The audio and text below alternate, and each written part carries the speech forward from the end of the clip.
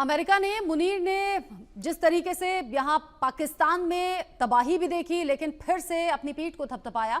अब अमेरिका में पहुंचे हुए आसिम मुनीर ने ऑपरेशन सिंदूर में भारत से मात खाने की बात कबूली भी है और कहा कि हमने संयम दिखाया है लेकिन ये कमजोरी नहीं है, यानी पाकिस्तान ने सिर्फ भारत से मार खाई है। सुनिए। Sacrifice a lot to preserve this country. You all, everyone, in their respective capacities, everyone. And I had said, Alhamdulillah, we know how to defend it. Don't test our patience. We will sacrifice everything for the sake of this country. Yeah, Alhamdulillah.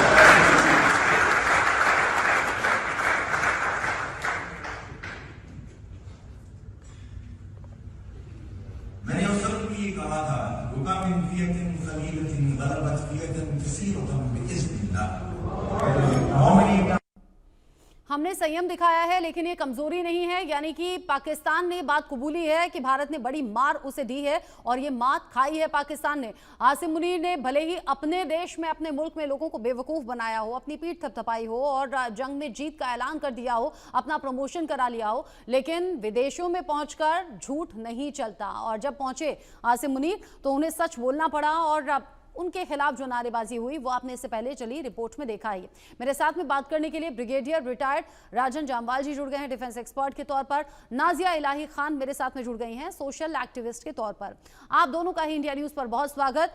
जिस तरीके से brigadier Jammwal मात खाई पाकिस्तान ने, वो भारत जानता है, पाकिस्तान के भी खुद के अपने लोग जानते हैं और इसीलिए पाकिस्तानी हुकूमत और फौज को वो क्रिटिसाइज कर रहे थे, अपनी पीठ थपथपाने पर वो उनसे सवाल पूछ रहे थे। लेकिन अब विदेश में जाकर इस बात को स्वीकारना, क्या चल रहा है पाकिस्तान के दिमाग में और इससे बड़ी बेइज्जती और क्या होगी? देखिए, जब इनकी प्रेस कॉन्फ्रेंसेस शुरू हुई थी, अनलाइक हमारी प्रेस कॉन्फ्रेंसेस में जहां हमने सैटेलाइट फोटो दिखाई, पूरे प्रूफ दिए, इन्होंने कोई प्रूफ नहीं दिए। इनके डिफेंस मिनिस्टर खुद कह रहे थे भैया सोशल मीडिया पे है, यहाँ वहां। So end of the day जब इंटरनेशनल एक्सपर्ट्स, न्यूट्रल एक्सपर्ट्स, उन्होंने विश्लेषण शुरू किए, ना सिर्फ टॉम कूपर और भी बहुत काफी एक्सपर्ट्स थे, इंटरनेशनल एक्सपर्ट्स, जिन्होंने विश्लेषण शुरू किए, तो ये सारा सच दुनिया के सामने पहले ही आ गया था कि किस प्रकार पाकिस्तान की बुरी तरह पिटाई हुई है, उसके सारे एयर बेसेस तबाह कर दिए गए। अब इस स्टेज पे आके ये कहना कि हम तो हमले की तैयारी कर ही रहे थे, उससे पहले हमला हम पे हो गया, वो इसलिए हम कर नहीं पाए। एक प्रोफेशनल आर्मी के लिए इससे अनप्रोफेशनल बात नहीं हो सकती। ये एक किस्म की एडमिशन है अपनी इनकॉम्पिटेंस की, इनकैपेबिलिटी की। वही चीज जो उनके प्रवासी पाकिस्तानी हैं यूएस में, वही ये बोल रहे हैं, उसी के बिलबोर्ड लगा रहे हैं, वही उनको आईना दिखा रहे हैं कि भाई साहब आपने क्या किया, खुद तो डूबे थे सनम, पाकिस्तान को भी डुबो दिया। तो मतलब बोलते हैं ना, झूठ की ज्यादा समय नहीं होता, ज्यादा देर नहीं चलता। तो इट इज एग्जैक्टली अभी देखना यह है कि बाहर तक तो ठीक है, पर जो इंटरनल पाकिस्तान के अंदर जो उनका मीडिया है, जो अभी तक नहीं, वो जीत के डिंडोर और ये मना रहा था, थोड़ा बहुत स्टार्ट किया है उन्होंने, थोड़ा बहुत स्टार्ट किया है। सम चैनल्स हैव स्टार्टेड कि भैया हमारे साथ धोखा हुआ, हमको बताया गया कि हम जीत गए, बट हमारी एक्चुअली बुरी तरह पिटाई हुई है। पर जर्नल पब्लिक तक ये बात पहुंचे, वो होना चाहिए। एंड आई एम श्योर आने वाले समय में ये बात जनरल पब्लिक तक पहुंचेगी। उसके बाद पब्लिक इस फौज का क्या हाल करती है वो देखेंगे। जैसा जहां आज तक रहा है कि ये बेदर्दी से मतलब एक किस्म का जबरदस्ती करके कंट्रोल कर लेते हैं और सिर्फ सत्ता पूरी इन्हीं के हाथ में है। एंड इनफैक्ट ये पुलिस को भी कंट्रोल करते हैं, पॉलिटिक्स को भी कंट्रोल करते हैं, और इस प्रकार अपना वो जो इन्होंने एक साम्राज्य बनाया हुआ है, उस साम्राज्य को ये कायम रखते हैं। तो पर ये कब तक? देखो, झूठ के बुनियाद पे बना हुआ ये महल कहीं ना कभी ढहना है। आई थिंक इसकी शुरुआत अभी हो चुकी है। आप कह रहे हैं शुरुआत हो चुकी है, नाजिया इलाही, अभी तक तो पाकिस्तान में लोग कह रहे थे, पाकिस्तानी हुकूमत और फौज की तरफ जो पाकिस्तान के अलग अलग हिस्सों में लोग हैं वो बड़े बेचैन और परेशान होकर रहते हैं और कहते हैं शेम ऑन यू। अब अमेरिका की धरती पर अगर पाकिस्तान के लोगों ने ये कहा है तो ये कितनी बड़ी बात है? रचना जी, इस्लाम जो है ना वो अकल का काम नहीं है, नकल का काम है। ये आपने भी कई बार सुना होगा, और मैं तो क्योंकि मुस्लिम कम्युनिटी से ही आती हूँ, लेकिन ये तो नकलची बंदर भी अच्छे नहीं है। हमारे भारत के डेलीगेशन में जितने भी अपोजिशन लीडर थे वो भी गए थे। क्या इन्होंने इमरान खान को भेजा अपने डेलीगेशन में? नकलची बंदर तो बन गए, लेकिन नहीं भेजा। अब सोचिए कि जो यूनाइटेड स्टेट ऑफ अमेरिका जो इनको लोन देता है IMF का, और लोन दे करके इनको और रोटी बोटी दे करके इनको सशक्त बनाने की कोशिश करता है कि तुम टेररिस्ट को और पालो पोसो, वही अमेरिका के टाइम स्क्वायर बिलबोर्ड पर लिखा जाता है कि लूजर है आसिम मुनीर, और लायर है मुनीर, और लूटर्स है जरदारी और नवाज। ये यूएस के टाइम स्क्वायर बिलबोर्ड पर रहता है। क्या पाकिस्तान और बिलावल भुट्टो या नवाज शरीफ या शहबाज शरीफ या आसिम मुनीर इस बात से इनकार कर सकता है कि बेनजीर भुट्टो की मौत इन्हीं के पाकिस्तान के लोगों ने किया? उसके बाद फिर जुल्फकार अली भुट्टो का मर्डर इन्हीं के यहाँ हुआ, और जब बेनजीर भुट्टो का मर्डर इनके यहाँ हुआ तो कुतिया के गले में घंटी बांध करके इन्होंने नचवाया था, लालटेन बांध करके कि ये देखो ये है बेनजीर भुट्टो। मोहम्मद अली जिन्ना की बहन फातिमा, उसका भी मर्डर हुआ, जिसको मादरे मिल्लत कहा जाता था, कायदे आजम जिन्ना कहा जाता था। तो ये इनके हाथ खून से रंगे हैं, और ये जिहाद के जस्टिफिकेशन पर जिस हिसाब से इस्लाम का झंडा बुलंद करने के लिए आतंकी वहशी जानवर बन चुके हैं, अब इनकी बेइज्जती कोई नहीं रोक सकता है। ये अपने आप में कसम खा चुके हैं कि ये इस्लाम के जस्टिफिकेशन पर ज़ॉम्बीज बने रहेंगे, तो इनकी बेइज्जती तो इनके तकदीर में लिखा ही जा चुकी है। अब जो बेइज्जती है वो पाकिस्तान से निकलकर बाहरी देशों तक में जा रही है, और पाकिस्तान बेनकाब बार बार होता रहा है। इससे पहले जब आसिम मुनीर ने अपना खुद का प्रमोशन करवाकर फील्ड मार्शल खुद को कहलवाया, तब भी विदेशी धरती पर फील्ड मार्शल को फ्रॉड मार्शल कहा जा रहा था, शेम ऑन यू कहा जा रहा था। और इसमें एक लंबी चौड़ी लिस्ट है, सिर्फ आसिम मुनीर अकेले नहीं है, शहबाज शरीफ अकेले नहीं है, बल्कि एक लंबी फौज है जिस पर सवाल उठाया जाता है, और पाकिस्तान की बदकिस्मती को लेकर यहाँ सवाल पूछे भी जाते रहे हैं। ब्रिगेडियर जामवाल, आज पाकिस्तान पूरी तरह से बदकिस्मत ही तो है जिनके हाथों में खेल रहा है, और ये आज की बात नहीं है, ये तो पाकिस्तान की हिस्ट्री आप खंगाल लें। हर कोई आया, अपना फायदा देखा, अपनी जेबें भरी और निकल लिए। एक बार फिर से वही चीजें हो रही हैं, लेकिन अब तब से लेकर अब तक अंतर यह है, पाकिस्तान आज पहले से ज्यादा कंगाल और बर्बाद है। देखिए, बदकिस्मत पाकिस्तान की पॉपुलेशन है कि उनको ऐसे हुक्मरान मिले, but then there is a saying कि you get the government you deserve. तो शायद मतलब इशारा कर रही थी नाजिया जी कि जिस तरह पाकिस्तान बना, जिन हालात में बना, शायद उन हालात में मतलब एक रिलीजियस कल्ट का बोल लीजिए करके तो यही नतीजा होना था। It couldn't have been a vibrant democracy, because दुनिया में कहीं भी आप एक अपना दिखा दीजिए मेरे को एक मतलब Islamic country which is a democracy. I mean democracy and Islam, I don't think so वो साथ साथ चल सकते हैं। तो इसलिए यही होना था।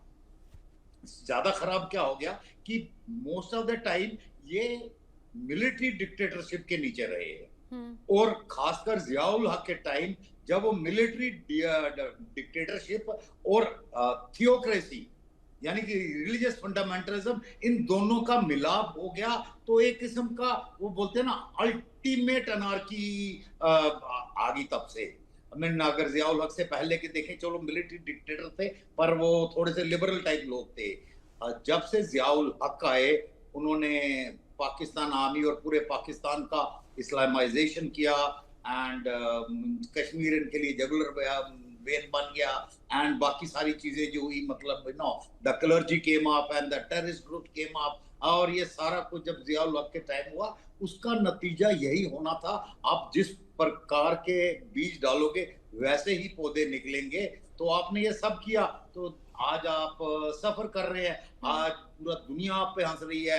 आपकी मतलब अगर पाकिस्तान अमेरिका में भी बोलते हैं ना, वो कभी मतलब किसी काम को ट्रम्प ने गलती से बोल दिया Pakistan make some good products, तो पाकिस्तानी एक दूसरे को पूछते हैं ओ भाई हम क्या बनाते हैं, आई मीन हम क्या बनाते हैं, उनको खुद नहीं पता, because actually they make nothing, वो तो कुछ भी नहीं बनाते। तो ये अभी मतलब जो भी जियाउल हक के टाइम का निकला हुआ एक सर्कल है, जिसको हमारे यहाँ काल चक्कर बोलते हैं, ये काल चक्र भी खत्म होने पे है। एंड मतलब जिस तरह ये अब आया था उसी तरह सिमट के, जैसे बोलते हैं ना एस्ट्रोनॉमी में बिग बैंग, उसके बाद फाइनली बिग क्रंच, कि भी उसी तरह वापस जाएगा। तो एग्जैक्टली ये पाकिस्तान अभी जिस प्रकार बना था उसी प्रकार टूटने की कगार पे है। एंड ये टूट के इसके हिस्से से हो जाएंगे, हार्डली कुछ नहीं बचेगा। इट इज जस्ट दैट कि वो एक जो पॉपुलेशन है, लार्ज पॉपुलेशन, वो सफर करेगी। वो बेचारी वैसे भी 75 साल से सफर कर रही है, and you can only feel bad for them, because आप उसमें कुछ नहीं कर सकते। यानी आप ये बता रहे हैं कि पाकिस्तान टूटने की कगार पर है, अब पेशेंस जो है वो लोगों का खत्म हो रहा है। आप इशारा कर रहे हैं बलूचिस्तान की तरफ, आप सिंध का इशारा कर रहे हैं, खैबर पख्तूनख्वा का इशारा कर रहे हैं, पीओके का इशारा कर रहे हैं। अलग अलग जगह जो लोगों का गुस्सा है वो अब बढ़ रहा है। लेकिन जो अभी हालात बने हुए हैं पाकिस्तान में, जिनके हाथों में हुकूमत होती है या जिनके हाथों में पाकिस्तान होता है, वो हमेशा मोटी खाल के भी होते हैं। और नाज़िया आपने तो अभी गिनवाया ना, जुल्फिकार का नाम, बेनज़ीर भुट्टो का नाम, ये सब ऐसे एग्जाम्पल हैं कि पाकिस्तान कभी किसी का सगा नहीं हुआ। हो सकता है आज जो हुकूमत में बैठे हैं उनकी उल्टी गिनती भी शुरू हो जाए। रचना जी, ये जो पाकिस्तानी है ना, ये 5 वक्त नमाज में कुलिया अय्युहल काफिरून पढ़ते हैं, मतलब हिंदुओं को काफिर बोलते हैं 5 वक्त की नमाज। और हिंदुओं से नफरत, भारत के हिंदुओं से नफरत करते करते ये खुद के दुश्मन बन चुके हैं।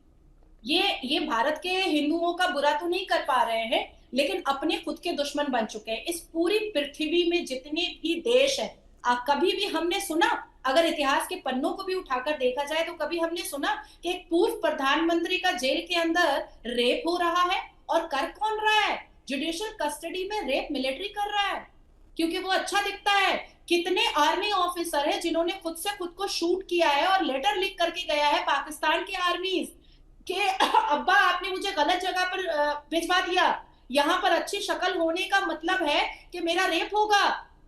पाकिस्तान के मदरसों में रेप होता है। आप सोचे कि पाकिस्तान ताश के पत्तों की तरह बिखर रहा है। आज पीओके उनके साथ नहीं रहना चाहता, आज खैबर पख्तूनख्वा साथ नहीं रहना चाहता, आज ब्लोच साथ नहीं रहना चाहता, गाहे बगाए सिंध प्रोवांस से आवाज उठ जाती है। तो ये चार तरफ जो चारों खाने चित होगा तो पाकिस्तान बचेगा क्या?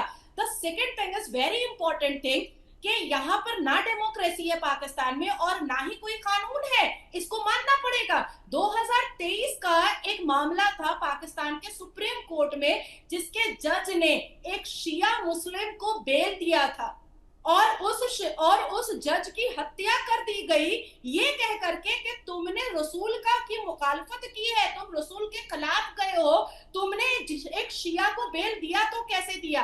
अब आप सोचिए कि जिस देश में ब्लास्फेमी की सजा सुनाई जाती है, जिस देश में एक्स मुस्लिम का गला काटा जाता है, जिस देश में बाप बेटी का बलात्कार करता है और अबॉर्शन कराने के लिए लेकर जाता है मुंह बंद करवा करके, जिस देश में LGBTQ को सरे आम उसको नंगा करके मार दिया जाता है, जिस देश में फ्रीडम ऑफ स्पीच नहीं है, वहां का कानून तो दरहम बरहम हो चुका है। डेमोक्रेसी का मास मर्डर इन्होंने किया है। 1947 में 23.7% माइनॉरिटीज वहां पर थे, आज 1% बचे हैं। और जो 1% बचे हैं उसमें अगर बेटी पैदा हो जाए तो उसको 5 साल 8 साल की उम्र की बच्चियों की शादी, जो निकाह जो है कन्वर्ट करा करके 56 साल के और 60 साल के बूढ़े से कराया जाता है। वो बच्चियां अपनी एड़ियां रगड़ती हैं, लेकिन उसको उसका हाथ पैर पकड़ करके और बिल्कुल जानवरों की तरह बांध करके उसका कन्वर्शन करवा करके बुढ़े के साथ निकाह करवाया जाता है। पाकिस्तान में ना डेमोक्रेसी है, पाकिस्तान में ना लिबरल माहौल है, पाकिस्तान में ना ही लॉ एंड ऑर्डर है। अगर है तो सिर्फ इस्लाम का झंडा है और डिक्टेटरशिप है। इसी दो चीजों की वजह से पाकिस्तान पूरी दुनिया में बदनाम हो चुका है और कोई ठीक नहीं है कि 2026 में पाकिस्तान बन गया कब्रिस्तान। आप ये भी न्यूज चलाएंगी। आप जो कह रही हैं एकदम ठीक है। आप बता रही हैं कि कैसे वहां पर अल्पसंख्यकों को निशाना बनाया जाता है। अच्छा, रिकॉर्ड ये भी कहता है नाजिया कि पाकिस्तान में बड़ी संख्या में मुसलमानों का भी कत्ल हुआ है, मुसलमानों की भी जाने गई हैं, और ये सब कुछ यहाँ की हुकूमत, यहाँ की फौज के चलते हुआ है।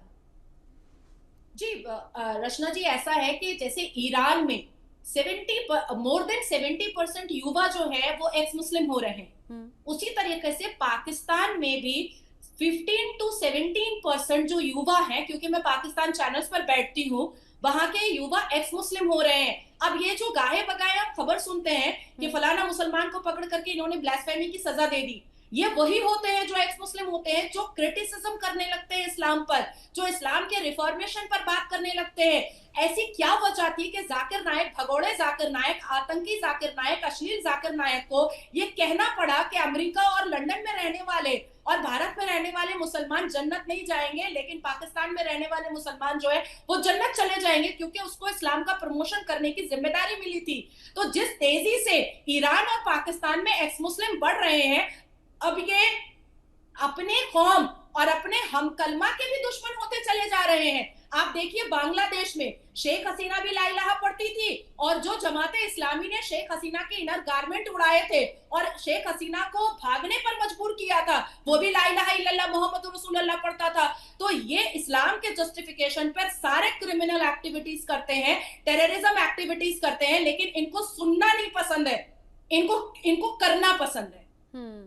सुनना पसंद नहीं है, और मोटी चमड़ी के होते हैं जिन्हें कुछ कह भी दो, जैसे कि अभी ये कहा भी गया shame on you Asim Munir, तो उन पर कोई फर्क नहीं पड़ेगा। वो एक कान से सुनेंगे, दूसरे से सुनकर वो निकाल देंगे, और ये आज की बात नहीं है। लेकिन ब्रिगेडियर जामवाल, ऑपरेशन सिंदूर तो बहुत अभी ताजा है, अभी ताजा पाकिस्तान ने चोट खाई है, लेकिन इतनी बेशर्मी के साथ जीत का डंका बजाया गया, जगह जगह जीत की रैलियां निकाली गई, और ये बताया गया कि हमने भारत को हरा दिया है और हमारी यहां पर जीत हुई है। फिर ये झूठी कहानियां गढ़ने में भी तो एक्सपर्ट हुए ना, फिर चाहे यहां गढ़े चाहे विदेश में गढ़े, लेकिन विदेश में झूठ क्यों नहीं बोल पाए?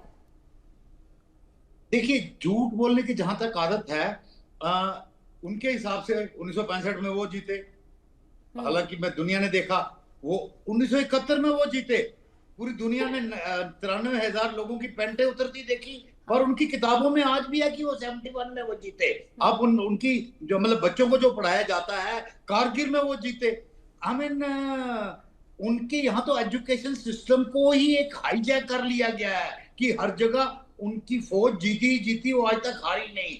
वेरज पूरी दुनिया को पता है कि उनकी फौज सिर्फ जंग कोई नहीं जीती, सिर्फ इलेक्शन ही जीती है आज तक।